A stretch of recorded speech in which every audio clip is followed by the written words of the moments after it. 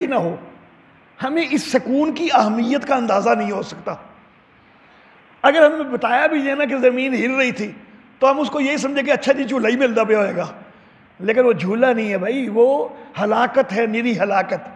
تو ہمیں اس چیز کی قدر کروانے کے لیے اللہ نے اپنی نعمت کی قدر کروانی تھی کہ دیکھو تم سکون سے بیٹھ رہے ہو زمین پر، سکون اس کے ساتھ یہ زمین ساکن تمہیں ملی ہوئی ہے، لیکن اگر اس کے اوپر وہی زلزلہ برقرار رہتا تو تمہارا کیا حال ہوتا، ذرا سوچو، ذرا غور کرو۔ تو اللہ رب العزت نے یہ انسان کو اپنی نعمت کی قدر کرنے کے دکھلانے کے لیے تھوڑا سا نمونہ، جو کہ بہت معمولی مقدار کے یہ زلزلے ہوتے ہیں، اس زلزلے کے مقابلہ میں جو مسلسل بونچال تھا۔ وَجَعَلْنَا فِي الْأَرْضِ رَوَاسِيَ، اور ہم نے زمین کے اندر بڑے بڑے پہاڑ رکھ دیے، بوجھ رکھ دیے کہ زمین ان کو لے کے جھک نہ جائے۔ وَجَعَلْنَا فِيهَا فِجَاجًا، ہم نے ان کے اندر راستے بنا دیے، سبلا، راستے کشادہ، لَعَلَّهُمْ يَهْتَدُونَ، تاکہ وہ راہ پائیں۔ زمین کے راستوں سے دنیاوی منزلوں کی طرف راہ پاتے ہیں، اور دنیاوی منزلوں کی طرف جب راستوں سے راہ پاتے ہیں نا تو پھر خیال کرنا چاہیے کہ یہ کتاب ہدایت کا راستہ بتانے والی ہے، تو اخروی منزل کی کامیابی کے لیے اس کتاب کی تعلیمات کے اوپر عمل کرو۔ وَجَعَلْنَا السَّمَاءَ سَقْفًا مَحْفُوظًا، اور ہم نے آسمان کو محفوظ چھت بنایا۔ السماء کا جو لفظ ہے ہم اس کا ترجمہ کرتے ہیں آسمان، لیکن اصل بات یہ ہے کہ ہماری جو اردو ہے یہ اپنی تنگی دامہ کی شکایت کرتی ہے عربی کے سامنے۔ عربی کے اندر کئی لفظ ایسے ہیں کہ جن کا اردو ترجمہ ایک لفظ کے اندر پوری طرح ادا کرنا ممکن ہی نہیں ہے۔ اردو بڑی محدود زبان ہے عربی کی نسبت۔ اس کی ایک مثال دیتا ہوں میں۔ سورہ اخلاص کے اندر اللہ رب العزت فرماتے ہیں اللہ الصمد، ہم اس کا ترجمہ کرتے ہیں اللہ بے نیاز ہے، حالانکہ الصمد کا یہ پورا ترجمہ نہیں ہے۔ اردو میں کوئی ایسا لفظ ہی نہیں ہے جو الصمد کا پورا ترجمہ کر سکے۔ الصمد اس کو کہتے ہیں کہ اس کے اندر دو چیزیں ہوتی ہیں۔ الصمد وہ ہوتا ہے کہ جس میں دو چیزیں پائی جائیں، کہ سارے اس کے محتاج ہوں، یہ ایک چیز، اور وہ کسی کا بھی محتاج نہ ہو، یہ دوسری چیز۔ اب جب ہم بے نیاز کہتے ہیں نا، اس میں یہ دوسری چیز تو آ جاتی ہے کہ وہ کسی کا محتاج نہیں، لیکن پہلی چیز اس میں کوئی نہیں آتی کہ سارے اس کے محتاج۔ اب ہمارے پاس اردو میں مجبوری ہے، ہمارے پاس اور لفظ ہی کوئی نہیں کہ ایسا لفظ ہو کہ جو یہ دونوں مفہوم اکٹھے دے دے، تو اس لیے ہم اس کو پھر شرح کے اندر تو یہ ذکر کر دیتے ہیں کہ بھئی الصمد کا اصل مفہوم یہ ہے، لیکن اردو ترجمے کے اندر ہمیں کوئی لفظ ایسا نہیں ملتا کہ جو ہم کر سکیں۔ تو قریب ترین لفظ جو ہے وہ بے نیاز تھا، کہ جس میں اس کا کم از کم ایک پہلو جو ہے وہ آ جاتا تھا کہ اس کو کسی کی حاجت نہیں ہے، وہ کسی کا محتاج نہیں ہے۔ جی السلام علیکم۔ ہاں جی جی ٹھیک ہے، جی ٹھیک ہے، چلو اللہ بہتر کرے، اوکے السلام اللہ اکبر۔ اچھا جی،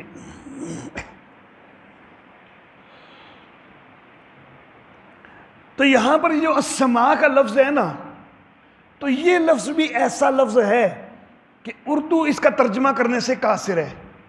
عرب لوگ السماء جو ہے صرف آسمان کو نہیں کہتے، بلکہ السماء جو ہے ہر اس بلند چیز کو کہا جاتا ہے کہ جو پھیلی ہو، اوپر سایہ فگن ہو، ہر اس چیز کو کہ جو اوپر پھیلی ہوئی ہے، ہم سے اوپر ہو اور پھیلی ہوئی ہو، اس کو سما کہا جاتا ہے۔ حتیٰ کہ یہ جو گھر کی چھت ہے نا، اس کو بھی السماء کہہ دیتے ہیں عرب لوگ، کیونکہ یہ بھی اوپر پھیلی ہوتی ہے۔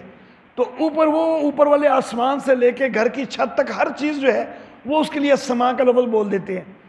تو قرآن حکیم نے کہا کہ ہم نے آسمان کو محفوظ چھت بنایا ہے۔ اب یہ آسمان جو محفوظ چھت ہے، تو ہر وہ چیز جو کہ اوپر پھیلی ہوئی ہے وہ آسمان ہے، تو پھر کئی لحاظ سے یہ محفوظ چھت ہے۔ چند چیزیں جو ہیں وہ میں اختصار کے ساتھ ذکر کر دیتا ہوں۔ ہمارے اوپر ایک کرۂ ہوائی بھی پھیلا ہوا ہے. یہ نہیں ہے کہ پوری کائنات کے اندر ہوا موجود ہے، نہیں، زمین کے اوپر چند کلومیٹر تک ہوا کا ایک کرہ پھیلا ہوا ہے. اب یہ کرۂ ہوائی جو ہے اس کی جو آخری حد ہے وہ بھی ایک چھت ہے.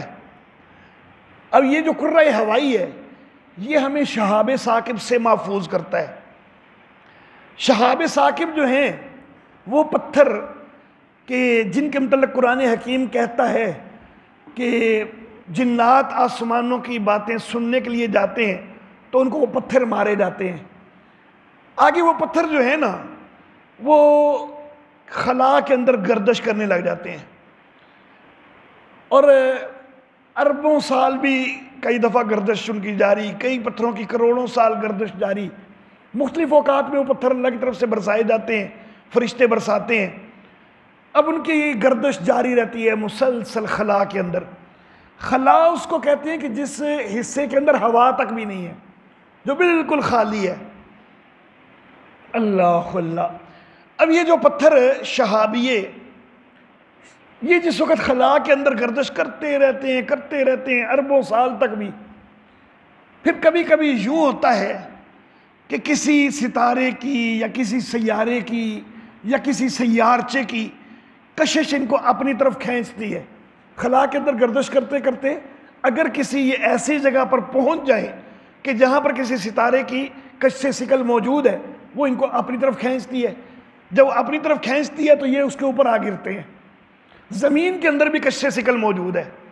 تو یہی خلائی پتھر گردش کرتے کبھی کبھی زمین کی اس کشش کے اندر بھی آ جاتے ہیں. جب زمین کی کشش کے اندر آتے ہیں زمین ان کو کھینچتی ہے. اب یہ خلائی پتھر چونکہ اربوں سال سے بڑے نازک اندام ہو چکے ہوتے ہیں کہ ان کو ہوا تک کی بھی کبھی رگڑ نہیں لگی ہوتی. اربوں سال سے یہ اس طرح گردش کر رہے ہیں. جب بہت لاڈلا ہوئے نا انہیں تو معمولی جی بھی تکلیف آئے نا تو انہوں زیادہ محسوس ہوندی ہے. تے جوڑا مشقتاں دے نال جڑا تکلیفاں دے نال اودی زندگی گزری ہوئے وہ بڑی مشقت بھی جڑا آرام نال برداشت کر لے. یہ خلائی پتھر چونکہ ہوا تک کی بھی رگڑ ان کو کئی ارب سال سے نہیں لگی ہوتی نا، تو جس وقت یہ اوپر سے نیچے زمین ان کو کھینچتی ہے تو یہ کرۂ ہوائی میں اچانک پہنچتے ہیں نا تو یہ ہوا کی رگڑ ان سے برداشت نہیں ہوتی اور یہ اچانک جلتے ہیں اور جل کے راکھ ہو جاتے ہیں. ہم تک ان کی راکھ پہنچتی ہے عموماً. کبھی کبھی کوئی ایسا ہوتا ہے کہ جو اتنا بڑا ٹنوں بڑا پتھر ہوتا ہے کہ جس کا کچھ ٹکڑا زمین پر آ بھی گرتا ہے، وہ اللہ رب العزت نمونے کے طور پر کچھ نہ کچھ گراتے بھی ہیں. جو زمین پر نیچے آ گرتا ہے اس کو پھر نیزک کہتے ہیں.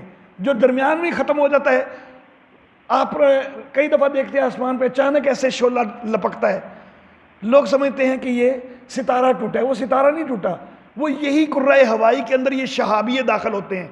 تو اچانک زمین کھینچ رہی ہے، وہ جل کے بھسم ہوتے ہیں، اس وقت وہ شعلہ لپک رہا ہوتا ہے. تو ہم تک ان کے کوئی حصہ نہیں پہنچتا، وہ راکھ بن جاتے ہیں راستے میں ہی. لیکن کچھ اللہ عبرت کے لیے زمین پر بھیج دیتے ہیں. جو راستے میں ہی ختم ہو جائیں ان کو شہاب ثاقب کہتے ہیں یا شہابیے کہتے ہیں، اور جو زمین تک پہنچ جائے ان کو نیزک کہتے ہیں. تو یہ کرۂ ہوائی اگر ہمارے اوپر نہ ہوتا، ہمیں سانس لینے کے لیے ہوا کی ضرورت ہے، لیکن ہمارا قد 6 فٹ ہے نا، 7 فٹ، چلو تو 6-7 فٹ کے اندر بھی ہوا ہوتی تو ہمارے سانس لینے کے لیے تو کافی تھی. لیکن اللہ نے کئی کلومیٹر تک ہوا رکھی ہے تاکہ وہ ہم تک پہنچتے ہیں، تاکہ جل بسم جائے. اگر یہ ہوائی کرہ تھوڑا نیچے ہوتا تو ان میں بہت زیادہ پتھر جو ہے وہ ہم تک پہنچتے، اور اگر یہ بالکل ہی صرف 6-7 فٹ تک ہوائی کرہ ہوتا تو ہمارے سروں پر ہر وقت پتھر برس رہے ہوتے. کیونکہ یہ شہابیے یہ کوئی معمولی تعداد میں نہیں ہے، بہت بڑی تعداد میں ہوتے ہیں. ان میں سے جو ہمیں نظر آتے ہیں نا وہ بہت تھوڑے نظر آتے ہیں. وہ اس لیے کہ وہ بہت بڑے ہوتے ہیں. جو چھوٹے چھوٹے ہوتے ہیں نا تو وہ تو نظر ہی نہیں آتے، ان کا جلنا ہمیں نظر نہیں آتا. وہ بہت اونچے ختم ہو چکے ہوتے ہیں، ہمیں ان کا جلنا نظر نہیں آتا. ہمیں جو بظاہر جو تارا ٹوٹتا نظر آتا ہے وہ ہوتا ہے کہ جو کافی بڑے جو ہے منوں کے حساب سے، ٹنوں کے حساب سے جو پتھر ہوتے ہیں وہ بس ہمیں نظر آتے ہیں. یہ ایک لحاظ سے سقف محفوظ ہو گیا آسمان. اللہ اللہ. ایک دوسرا انداز، ہمارے اوپر ایک حصار ہے، اوزون کا حصار. اوزون ایک گیس ہے، اس کی ایک تہ پھیلائی ہوئی ہے اللہ رب العزت نے ہمارے اوپر، اور یہ جو اوزون کا حصار ہے یہ بھی ہمارے لیے سقف محفوظ ہے، یہ بھی محفوظ چھت ہے۔ اگر آپ روشنی کو، یہ دور حاضر میں سی ڈی عام مل جاتی ہے، اب سی ڈی کے اندر اس طرح دیکھیں، سی ڈی کا جو چمکدار سائڈ ہے تو آپ کو 7 رنگ نظر آئیں گے۔ انتہائی رنگ ایک طرف بنفشی ہوگا، دوسری طرف سرخ ہوگا، اس کے درمیان میں 5 رنگ اور ہوں گے، 7 رنگ نظر آتے ہیں۔ اصل میں روشنی کی یہ 7 شعاعیں ہوتی ہیں۔ سورج سے جو نکلتی ہیں وہ صرف یہ 7 نہیں ہیں، ان سے اوپر کی بھی شعاعیں ہیں، ان کو ہم کہتے ہیں بالائے بنفشی شعاعیں۔ سورج سے یہ شعاعیں جو نکل کے ہم تک آ رہی ہیں، وہ جو اوزون کا حصار ہے وہ ہمارے لیے سقف محفوظ ہے، وہ ان میں سے صرف ان شعاعوں کو نیچے آنے دیتا ہے جو ہمارے لیے مفید ہیں۔ جو بالائے بنفشی شعاعیں ہیں وہ ہمارے لیے نقصان دہ ہیں، وہ کینسر پیدا کرتی ہیں، ان کو وہ حصار نیچے نہیں آنے دیتا۔ تو اس طرح انسانوں کے لیے یہ بھی ایک سقف محفوظ ہے۔ کینسر کے دیگر اسباب بھی ہوتے ہیں، ان کی وجہ سے بھی کینسر پیدا ہوتا ہے، لیکن ایک بہت بڑا سبب یہ بھی ہے۔ اللہ اللہ۔ البتہ یہ جو سبب ہے اوزون والا، یہ جو روکنے کا سبب ہے، تو ہماری اپنی ایک خرابی ہے انسانوں کی کہ ہم اس حصار کو بھی خراب کر رہے ہیں۔ ہم جو فریزر کے اندر، ریفریجریٹر کے اندر جو گیس استعمال کرتے ہیں، کئی دفعہ وہ گیس لیک ہو جاتی ہے، اور جو گیس لیک ہوتی ہے وہ ہوا سے ہلکی ہے تو وہ سیدھی اوپر اٹھتی ہے، اور اوپر جب اٹھتی ہے وہ اوزون کے حصار کے اندر سوراخ کر کے اوپر جاتی ہے۔ جس جگہ پر وہ سوراخ ہوتا ہے وہ سوراخ جلدی سے واپس نہیں ملتا، اس کے واپس ملنے تک اوپر سے کئی بالائی بنفشی شعاعیں نیچے آ چکی ہوتی ہیں۔ اتنی دیر میں زمین کا کرہ یوں گھومتا ہے، ایک جگہ پہ یوں شعاع آئی ہے اور یہ زمین کا کرہ گھوم گیا تو وہ شعاع کافی ساری جگہ کو متاثر کر گیا، تو وہاں پر جو ہے وہ کینسر کا جو ہے نا وہ سبب جو ہے وہ پیدا ہو گیا۔ اللہ اللہ۔ اس کے بعد ایک اور چیز ہے جو ہمارے لیے اللہ نے اوپر ایک حصار بنایا ہوا ہے، جس کو سائنسدان کہتے ہیں گرین ہاؤس ایفیکٹ۔ یہ گرین ہاؤس ایفیکٹ کیا ہے، اس کو سمجھنے کے لیے اس کا فائدہ پہلے میں بتاتا ہوں، تو پھر اس کو سمجھنے کے لیے ایک چیز بتاؤں گا۔ ہماری جو زمین کا جو درجہ حرارت ہے، تو پوری زمین کا کسی جگہ پر بہت ٹھنڈ ہے، کسی جگہ پر گرمی ہے، اگر ساری زمین کا اوسط درجہ حرارت نکالے نا تو وہ مثبت 20 درجے ہے، وہ مثبت 20 درجے ہے، اور یہ انسان کے لیے بڑا مفید درجہ حرارت ہے۔ لیکن یہ جو مثبت 20 درجے درجہ حرارت ہے، یہ سورج کی شعاؤں سے پیدا ہوتا ہے نا درجہ حرارت۔ جتنی سورج کی حرارت ہم تک پہنچتی ہے نا، جتنی شعاعیں پہنچتی ہیں، اگر صرف وہی شعاعیں ہی ہوں، یہ گرین ہاؤس ایفیکٹ نہ ہو، تو پھر زمین کے اوپر جتنی مقدار میں پہنچتی ہیں نا شعاعیں، تو یہ درجہ حرارت مثبت 20 نہیں ہو سکتا، بلکہ یہ الٹا منفی 20 درجے ہے وہ، اور منفی 20 درجے تک جو ہے وہ آپ زندہ بھی نہ رہ سکے۔ 0 درجے پر چیز اکڑ جاتی ہے، برف جم جاتی ہے 0 درجے پر، اور 0 سے بھی جب منفی 20 نیچے ہو تو وہ کتنی زیادہ ٹھنڈ ہوگی، اس کو برداشت ہی نہیں کیا جا سکتا۔ تو سورج سے جو شعاعیں پہنچتی ہیں ان سے جو درجہ حرارت بننا چاہیے وہ ہے صرف منفی 20 درجے، لیکن اس وقت جو زمین کا درجہ حرارت ہے وہ مثبت 20 درجے ہے۔ تو یہ منفی 20 سے مثبت 20 تک کا جو سفر طے کیا ہے 40 درجے کا، یہ کس طرح ہوا ہے؟ یہ گرین ہاؤس ایفیکٹ کی وجہ سے ہے۔ اب میں اس کو سمجھاتا ہوں کہ یہ گرین ہاؤس ایفیکٹ ہے کیا چیز۔ اس کے لیے میں آپ کو مثال دیتا ہوں۔ ایک کار ہے، دھوپ کے اندر کھڑی ہے، آپ باہر سے آئے ہیں، کار جو ہے اس کے اوپر چھت ہے نا، سیٹ جس جگہ پر ہے اس کے اوپر چھت کا سایہ ہے۔ آپ باہر سے، مثال کے طور پر درخت کا بھی تو سایہ ہوتا ہے، دھوپ سے چلتے چلتے آپ درخت کے نیچے پہنچے، آپ کو سکون ملتا ہے نا، لیکن اگر کار کھڑی ہے کافی دیر سے دھوپ میں، آپ اس کے اندر جا کے بیٹھتے، سائے میں تو ابھی بھی آ گیا آپ کو سکون ملتا ہے یا اور زیادہ گرمی لگتی ہے اچانک؟ اس کے اندر کا درجہ حرارت اور زیادہ بڑا ہوتا ہے۔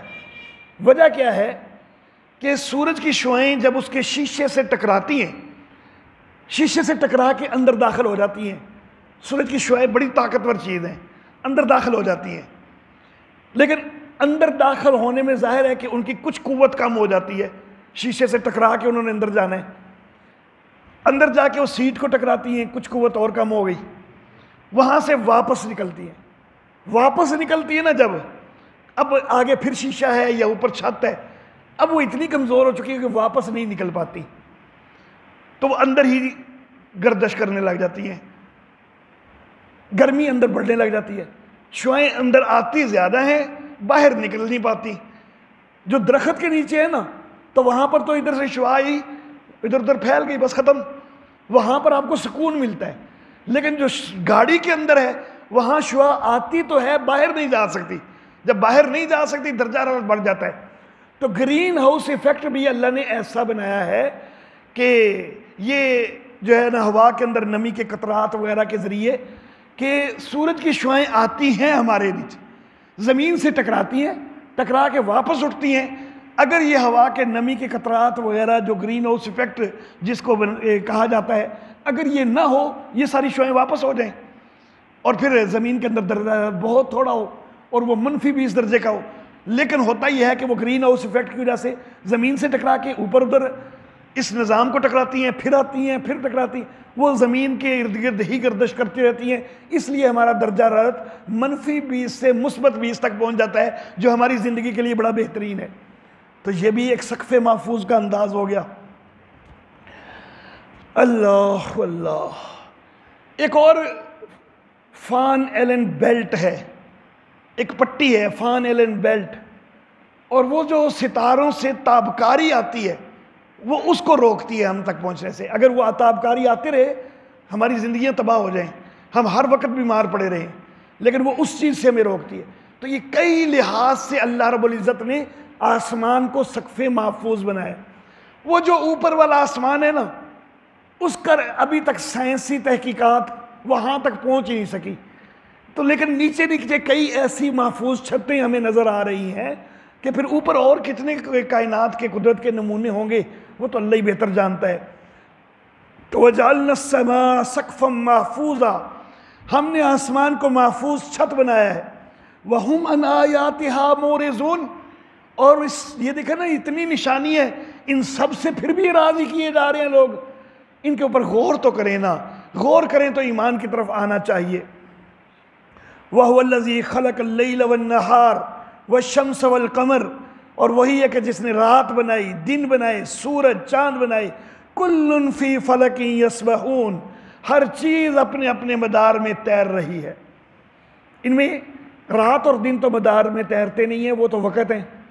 شمس اور قمر دو چیزیں ہیں جو مدار میں تیرتی ہیں، لیکن یسبحون تو جمع کا صیغہ ہے، جمع کا صیغہ تو تقاضا کرتا ہے کہ دو سے زیادہ چیزیں ہونی چاہیے، کل کا لفظ بھی تقاضا کرتا ہے کہ زیادہ چیزیں ہونی چاہیے، تو اصل میں نام تو لیے ہیں دو کا، لیکن ساتھ اشارہ دیگر اجرام فلکی کے طرف بھی ہے۔ دیگر ستارے، سیارے سارے ہی اپنے اپنے مدار میں تیر رہے ہیں۔ زمین بھی اجرام فلکی میں سے ایک ہے، زمین بھی اپنے مدار میں تیر رہی ہے۔ جس وقت یہ قرآن حکیم نازل ہوئے ہیں نا، اس وقت سائنسدان یہ سمجھتے تھے کہ یہ زمین ساکن ہے اور یہ پوری کائنات کا مرکز ہے، باقی ساری کائنات اس کے ارد گرد گھومتی ہے، لیکن بعد میں یہ ثابت ہو گیا کہ یہ زمین بھی گردش کر رہی ہے۔ اللہ نے تو پہلے اعلان کر دیا تھا کہ کل فی فلک یسبحون، اس میں یہ زمین بھی آ رہی تھی کہ زمین بھی گردش کر رہی ہے۔ اب جب زمین کی گردش ثابت ہوئی نا، تو ثابت یہ ہوا کہ یہ سورج کے گرد گردش کرتی ہے، اس کی مداری گردش سورج کے گرد ہے۔ پھر سائنسدانوں نے کچھ عرصہ یہ کہنا شروع کر دیا کہ سورج ساکن ہے، سورج ساکن ہے، لیکن کل کے اندر وہ بھی داخل ہے، کل فی فلک یسبحون اس کے اندر وہ بھی داخل ہے۔ اور اس کے لیے تو اللہ نے قرآن حکیم میں ایک اور لفظ بھی استعمال فرمائے کہ الشمس تجری لمستقر لہا، کہ سورج اپنے ایک ٹھکانے کی طرف دوڑے جا رہا ہے۔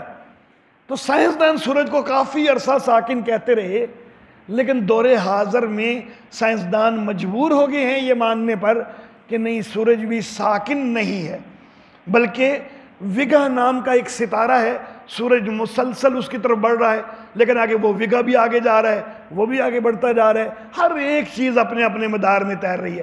ستاروں کو ساکن کہا جاتا تھا، آج سے کچھ سال پہلے ستاروں کو سائنسدان ساکن کہتے تھے، سیاروں کی گردش مانتے تھے، لیکن اس وقت سائنسدان مانتے ہیں کہ ستارے بھی سارے ہی گردش کر رہے ہیں، کل فی فلک یسبحون، ہر چیز اپنے اپنے مدار میں تیر رہی ہے، جتنے اجرام فلکی ہیں سب تیر رہے ہیں۔ اللہ اللہ وما جعلنا لبشر من قبلک الخلد، اعادہ جواب سوال ثالث، اعادہ جواب سوال ثالث، وہ جو پہلے رکوع میں 3 سوالوں کے جواب گزرے ہیں نا، ان میں تیسرا سوال یہ تھا کہ یہ نبی جو ہے یہ تو فوت ہو جائے گا تو بس اس کا کام ختم ہو جائے گا، تو اس کا دوبارہ اعادہ کیا کہ نبی جو ہیں پہلے جو آئے ہیں نبی وہ بھی تو وفات پا گئے، تو یہاں پر بھی فرمایا کہ وَمَا جَعَلْنَا لِبَشَرٍ مِّن قَبْلِكَ الْخُلْدِ، ہم نے کسی بھی بشر کے لیے آپ سے پہلے کوئی ہمیشگی نہیں رکھی ہے، سارے ہی وفات پاتے رہے ہیں۔ أَفَإِن مِتَّ، اے نبی اگر کیا آپ فوت ہو جائیں گے، فَهُمُ الْخَالِدُونَ، تو انہوں نے کیا ہمیشہ رہ جانا ہے؟ یہ جو اعتراض کر رہے ہیں اور یہ خوش ہو رہے ہیں کہ اگر آپ فوت ہو جائیں گے تو آپ کا دین ختم ہو جائے گا، تو یہ ادھر ہی بیٹھے ہوں گے، ان کے کون سے انہوں نے سرٹیفکیٹ حاصل کر لیے ہوئے ہیں اللہ سے کہ آپ کی زندگی کے اندر ان کی موت نہیں آنی ہے اور یہ ہمیشہ رہنے ہیں آپ کے بعد بھی۔ کل نفس ذائقۃ الموت، ہر نفس کے لیے موت کا ذائقہ ہے۔ اب پہلے وما جعلنا لبشر من قبلک الخلد، آپ سے پہلے، کس سے پہلے؟ نبی اکرم صلی اللہ علیہ وسلم، تو خاص نبی اکرم صلی اللہ علیہ وسلم کا ذکر ہو رہا ہے نا، اور نبی اکرم صلی اللہ علیہ وسلم کا خاص ذکر ہوا، دیگر کی بھی وفات کا ذکر ہوا کہ کوئی بھی خالد نہیں ہے، کوئی بھی ہمیشہ کا نہیں ہے، سب کا ذکر کر کے اللہ کہہ رہے ہیں کل نفس ذائقۃ الموت، نبی اکرم صلی اللہ علیہ وسلم بھی اور باقی بھی ہر ایک کے لیے موت کا ذائقہ ہے۔ تو اللہ رب العزت تو نبی اکرم صلی اللہ علیہ وسلم کا یہاں پر خاص طور پر کہہ رہے ہیں اور دیگر کا بھی عمومی لحاظ سے کہہ رہے ہیں کہ ہر ایک نے موت کا ذائقہ چکھنا ہے، تو پھر یہ جو نظریہ غلط بنایا جاتا ہے حیات النبی والا تو وہ بالکل بے دلیل ہے۔ وَنَبْلُوكُمْ بِالشَّرِّ، اور ہم تم کو جانچتے ہیں برائی کے ساتھ بھی بھلائی کے ساتھ بھی، آزمانے کے لیے۔ وَإِلَيْنَا تُرْجَعُونَ، اور ہماری طرف ہی تم لوٹائے جاؤ گے۔ وَإِذَا رَآكَ الَّذِينَ كَفَرُوا زجر، اور جب دیکھے تو اچھا جی، وَإِذَا رَآكَ الَّذِينَ كَفَرُوا، جب تجھ کو کافر دیکھیں، إِن يَتَّخِذُونَكَ إِلَّا هُزُوًا، تو وہ نہیں ٹھہراتے تجھے مگر ہنسی، یعنی تیرا مذاق اڑاتے ہیں، معاذ اللہ ثم معاذ اللہ۔ کیا کہتے ہیں مذاق اڑاتے ہوئے کہ اَهَٰذَا الَّذِي يَذْكُرُ آلِهَتَكُمْ، کیا یہ وہ بندہ ہے جو تمہارے معبودوں کا ذکر کرتا ہے، یعنی جو معبودوں کی، ہمارے معبودوں کی گستاخیاں کر رہا ہے، وہ یہ کر رہا ہے، اس کی کیا حیثیت کہ یہ ہماری معبودوں کی گستاخیاں کر رہا ہے؟ تو وہ بد تہذیب آپ کی حیثیت کو گراتے ہیں، لیکن اے نبی صرف آپ ہی کی حیثیت کو نہیں گراتے، وَهُمْ بِذِكْرِ الرَّحْمَانِ هُمْ كَافِرُونَ، وہ تو رحمان کے ذکر کا بھی انکار کرتے ہیں، جیسا کہ میں نے پہلے بتایا تھا کہ وہ اللہ رب العزت کی صفت الرحمن الرحیم یہ ماننے کے لیے تیار نہیں تھے۔ خلق الانسان من عجل، انسان بڑا جلد باز بنا ہے۔ اللہ اللہ، جب ان کے کفر کا ذکر ہوا نا کہ نبی کو بھی چھوٹا کرنے کی کوشش کرتے ہیں کہ یہ ہے کہ جو ہمارے معبودوں کو باتیں کرتا ہے، نبی کا درجہ بھی کم کرتے ہیں، رحمان کو بھی جو ہے وہ رحمان کے منصب سے نیچے کر دیتے ہیں، اللہ کو رحمان نہیں مانتے، تو یہ بہت بڑے بڑے کفر ہیں، نبی کی بھی گستاخی ہے، خدا کی بھی گستاخی ہے، تو پھر ان پر فوری پکڑ آ جانی چاہیے نا، لیکن اللہ کہتے ہیں نہیں، یہ تم انسان کہتے ہو نا کہ فوری پکڑ آ جانی چاہیے، میں اللہ بڑی حکمتوں والا ہوں، انسان تو جلد باز ہے کہ وہ برداشت نہیں کرتا۔ سَأُرِيكُمْ آیاتی، ان قریب میں تم کو اپنی قدرت کے نمونے دکھاؤں گا، فلا تستعجلون، جلدی نہ کرو، یعنی عذاب مانگنے کی جلدی کرنے کی ضرورت کوئی نہیں ہے کہ یہ جب اتنی گستاخیاں کر رہے ہیں، نبی کا بھی درجہ کم کر رہے ہیں، خدا کا بھی درجہ کم کر رہے ہیں، تو ان پر جلدی عذاب آ جائے گا۔ نہیں، میری حکمت ہے، میں ان قریب جو ہے اپنی نشانیاں دکھاؤں گا۔ اور پھر غزوہ بدر وغیرہ کے اندر جو ہے ان کی مغلوبیت کے ساتھ اللہ نے اپنی نشانیاں دکھلا بھی دی، اور پھر کچھ سال کے اندر ہی مکہ فتح ہو گیا، اور جس سے وہ سارے مغلوب ہو گئے۔ یہ ساری نشانیاں اللہ نے بعد میں دکھا دی۔ وَيَقُولُونَ مَتَىٰ هَٰذَا الْوَعْدُ، شکوہ، وَيَقُولُونَ، اور وہ کہتے ہیں کہ یہ وعدہ کب پورا ہوگا اگر تم سچے ہو۔ لو یعلم الذین کفروا، جواب شکوہ، ابھی تو یہ جلدی مچا رہے ہیں نا کہ یہ وعدہ کب پورا ہوگا، لیکن خیال کرو کہ لو یعلم الذین کفروا، اگر کافر اس وقت کو جانتے ہوتے نا، حین لا یکفون عن وجوہہم النار، کہ جب اپنے چہروں سے آگ کو روک نہیں سکیں گے، ولا عن ظہورہم، نہ اپنی پشتوں کو روک سکیں گے، ولا ہم ینصرون، اور نہ ان کی کوئی مدد کی جا سکے گی، کوئی مدد کے لیے بھی نہیں پہنچے گا۔ ابھی تو کہتے ہیں کہ کیوں نہیں آ جاتا عذاب، جلدی کیوں نہیں آ جاتا، لیکن جس وقت آئے گا نا تو روک کوئی نہیں سکیں گے، نہ اپنے چہرے سے، نہ پشتوں سے، نہ کوئی ان کی مدد کر سکے گا۔ اس وقت کہیں گے ہائے کاش یہ نہ آتا، بل تاتیہم بغتہ، لیکن وہ تو اچانک آ جائے گا، وہ قیامت اچانک آ جائے گی۔ اللہ اللہ، پس وہ ان کے ہوش کھو دے گی۔ فلا یستطیعون ردہا، یہ تو اس کو رد کرنے کی پھر طاقت نہیں رکھیں گے، اور نہ ہی ان کو کوئی مہلت دی جائے گی۔ وَلَقَدِ اسْتُهْزِئَ بِرُسُلٍ مِّن قَبْلِكَ، اور ہنسی تو اے نبی آپ سے پہلے رسولوں کی بھی ہوتی رہی ہے، اگر آپ کی ہنسی اڑاتے ہیں تو دل برداشتہ نہ ہو، پریشان نہ ہو۔ پہلے انبیاء کی بھی ہنسی اڑائی جاتی رہی ہے، لیکن وہ مضبوطی کے ساتھ جو ہے وہ اللہ کے دین کی دعوت دیتے رہے ہیں، آپ بھی دیتے رہیے۔ رسولوں کی ہنسی پہلے بھی اڑائی جاتی رہی آپ سے۔ فَحَاقَ بِالَّذِينَ سَخِرُوا مِنْهُمْ مَا كَانُوا بِهِ يَسْتَهْزِئُونَ، لیکن جو تمسخر اڑانے والے تھے ان کو اسی چیز نے گھیر لیا کہ جس کے ساتھ وہ ہنسی کرتے تھے، یعنی اسی کے ذریعے ان کو عذاب پہنچا دیا گیا۔ قُلْ مَن يَكْلَؤُكُمْ بِاللَّيْلِ وَالنَّهَارِ، دلیل عقلی نمبر 4، دلیل عقلی نمبر 4، تو کہہ کون ہے کہ جو تمہاری حفاظت کرتا ہے رات میں دن میں، من الرحمن، اے بدل الرحمن، رحمان سے ہٹ کر کون ہے کہ جو دن رات تمہاری حفاظت کرتا ہے۔ بل ہم عن ذکر ربہم مورزون، بلکہ یہ تو اپنے رب کے ذکر سے یہ راز کرتے ہیں، تو توجہ تو کرتے ہی کوئی نہیں ہے۔ ام لہم آلہۃ زجر، زجر، کیا ان کے لیے اور معبود ہیں جو ہمارے سوا ان کو بچاتے ہوں؟ لا یستطیعون نصر انفسہم، جن کو یہ معبود مانتے ہیں نا وہ تو خود اپنی مدد کرنے پر بھی قادر کوئی نہیں، جب اپنی مدد کوئی نہیں کر سکتے تو ان کو کیسے ہم سے بچا سکتے ہیں؟ ولا ہم منا یصحبون، اور نہ ان کو کوئی ایسا ساتھ ملے گا کہ جو ہم سے بچا سکے، یعنی ہمارے عذاب سے بچا سکے۔ بل متعنا ہؤلاء، بلکہ ہوتا یہ ہے کہ ہم ان کو نفع پہنچاتے ہیں۔ وآباؤہم، ان کو بھی ہم نے نفع پہنچایا، ان کے آبا کو بھی ہم نے نفع پہنچایا۔ حتیٰ طال علیہم العمر، ہم نے ڈھیل دیے رکھی نا یہاں تک کہ عمر لمبی ہو گئی۔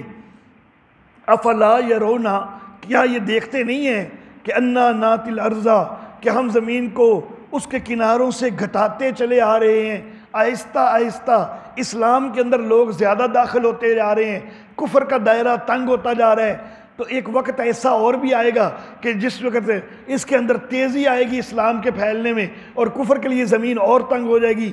افاہم الغالبون، اب یہ آہستہ آہستہ اسلام آگے بڑھتا جا رہا ہے، دین میں لوگ زیادہ داخل ہوتے جا رہے ہیں، تو کیا اب بھی ان کو یہ توقع ہے کہ یہ غالب آئیں گے؟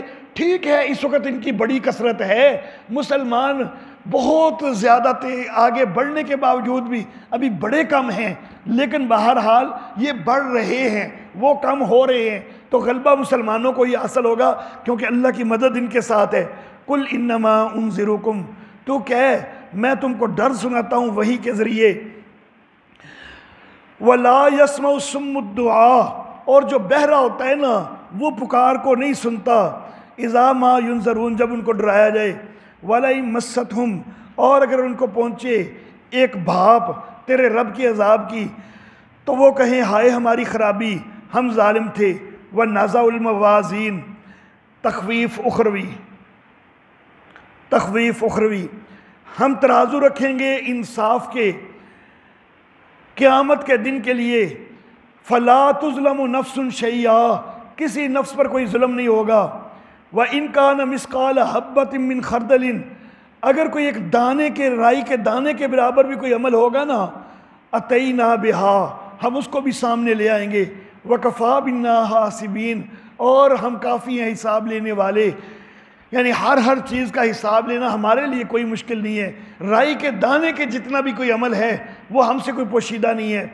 وَلَقَدْ آتَيْنَا مُوسَىٰ وَهَارُونَ، یہ رائی کے دانے کے برابر بھی عمل کو ہم لے آئیں گے، اس میں اللہ کے علم کا اظہار ہو گیا، اور کفا بنا حاسبین، اس میں اختیار کا بھی اظہار ہو گیا۔ اور میں یہ بات پہلے بھی ذکر کر چکا ہوں کہ یہ علم اور اختیار، یہ دو مسئلے اللہ رب العزت اکٹھے اکثر ذکر کرتے ہیں۔ وَلَقَدْ آتَيْنَا مُوسَىٰ وَهَارُونَ الْفُرْقَانَ، دلیل نقلی تفصیلی نمبر 1، دلیل نقلی اجمالی وہ حضرت ابراہیم وہ سارے انبیاء سے پہلے ہو چکی ہے، اب یہ دلیل نقلی تفصیلی نمبر 1۔ اور ہم نے دی موسیٰ علیہ السلام کو اور ہارون علیہ السلام کو فرقان بھی دی، ضیاء بھی دی، ذکر دیا پرہیزگاروں کے لیے۔ 3 چیزیں ذکر ہوئی ہیں لیکن ہے مصداق ایک ہی، تورات۔ تورات کو ہی فرقان بھی کہا گیا، تورات کو بھی ضیاء بھی کہا گیا، تورات کو ہی ذکرًا للمتقین بھی کہا گیا۔ اللہ واللہ، الفرقان کے بعد بھی واو ہے، ضیاء کے بعد بھی واو ہے، ٹھیک ہے۔ قد جاءکم من اللہ نور و کتاب مبین، ہم کہتے ہیں نور اور کتاب مبین، یہ دونوں قرآن حکیم کی ہی صفات ہیں۔ تو لوگ کہتے ہیں کہ نہیں جی، جب درمیان میں واو ہو تو واو جو ہے وہ یہ تقاضا کرتا ہے کہ پہلی چیز اور ہونی چاہیے، دوسری اور ہونی چاہیے، تو پھر یہاں پر بھی بناؤ، فرقان کسی اور کو بناؤ، ضیاء کسی اور کو بناؤ، ذکر کسی اور کو بناؤ۔ وہاں تو 2 کے درمیان واو ہے، یہاں 3 کے درمیان واو ہے، لیکن تینوں سے مراد ایک ہی جو ہے وہ تورات ہے۔ اگر تورات کے لیے 3 صفات آ سکتی ہیں اور وہ واو کے ساتھ جمع ہو سکتی ہیں، تو کیا قرآن حکیم کے لیے نور اور کتاب مبین 2 صفات واو کے ساتھ جمع نہیں ہو سکتی؟ وہاں پر ایک چیز کے لیے الگ بنانا ضروری ہو جاتا ہے تمہیں؟ اللہ واللہ، الذین یخشون ربہم بالغیب، جو ڈرتے ہیں اپنے رب سے بن دیکھے، وہم من الساعۃ مشفقون، اور قیامت کا بھی ان کو ڈر رہتا ہے، وہذا ذکر مبارک، اور یہ ایک برکت والی نصیحت ہے، ہم نے اس کو نازل کیا، تو کیا تم اس کا انکار کرو گے؟ وَلَقَدْ آتَيْنَا إِبْرَاهِيمَ